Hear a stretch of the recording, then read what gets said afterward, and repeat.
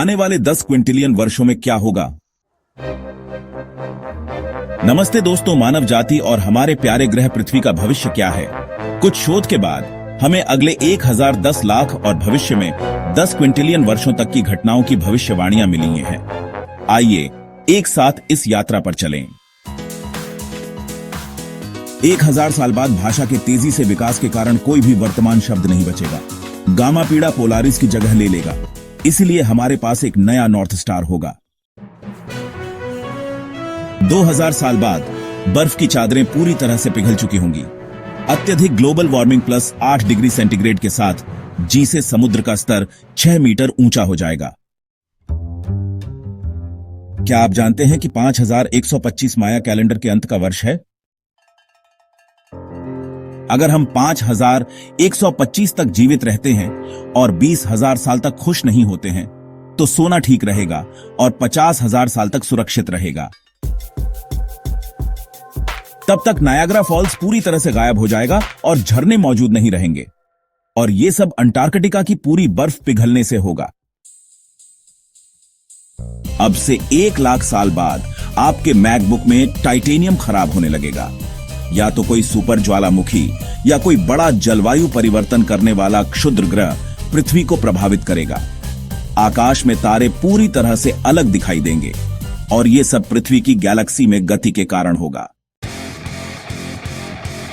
5 लाख साल बाद अंतरिक्ष के रिएक्टरों में ईंधन अंततः सुरक्षित होगा और एक नया वैश्विक मुक्त होगा। अब से 10 लाख साल बाद आज तक बनाए गए सभी कांच नष्ट हो चुके होंगे। गीजा के पिरामिड या मूर्तियां और माउंट रशमोर जैसी विशाल पत्थर की संरचनाएं अभी भी मौजूद हो सकती हैं। बाकी सब गायब हो जाएगा। कुछ लोगों ने प्रस्ताव दिया है कि 5 मिलियन वर्षों में क्रोमोसोम मर सकता है, जिससे मनुष्य के डीएनए बनना बंद हो जाएगा। अब से 50 मिलियन वर्ष बाद अफ्रीका यूरेशिया से टकरा चुका होगा, जो भूमध्य रेखा को बंद कर देगा, और हिमालय और आर्कटिक बर्फ के समान एक पर्वत श्रृंखला का निर्माण होगा, और आर्कटिक की पूरी बर्फ पिघल जाएगी, जिससे समुद्र का स्तर 75 मीटर बढ़ जाएगा। चिंता न करें, उस समय तक पूरी गैलेक्सी पर रेसिडेंसी स्थापित हो सकती है। 60 मिलियन वर्षों में पृथ्वी की कक्षा 250 मिलियन वर्षों में अंधकारमय हो जाएगी। कॉन्टिनेंटल गति शुरू हो जाएगी और 800 मिलियन वर्ष बाद एक नया कॉन्टिनेंट बन जाएगा, क्योंकि फोटोसिंथेसिस अब संभव नहीं है और जिसकी वजह से मल्टीसेल्यूलर जीवन मर जाता है। 2 अरब वर्ष बाद पृथ्वी का कोर जम जाएगा और ग्रह घूमना बंद कर देगा।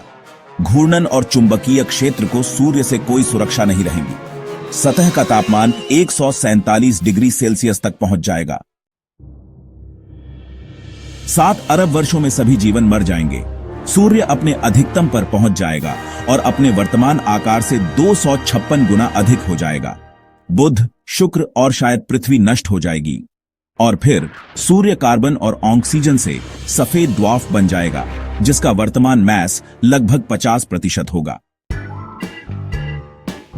20 अरब वर्ष बाद ब्रह्मांड का एक संभावित अंत होगा, या सब्सटेंस ब्रह्मांड से अलग हो जाएगा और पुरानी दूरियां अनंत हो जाएंगी। 100 ट्रिलियन वर्ष बाद सभी तारे मर जाएंगे। केवल अवशेष बचे रहेंगे, सफेद ड्वार्फ, न्यूट्रॉन तारे और ब्लैक होल। 100 क्विंटिलियन वर्षों में यदि सभी सूर्य द्वारा भस्म नहीं किया जाता है तो पृथ्वी की कक्षा और सूर्य की कक्षा एक हो जाएगी, जिससे पृथ्वी अवकाश रूपी महासागर में डूब जाएगी।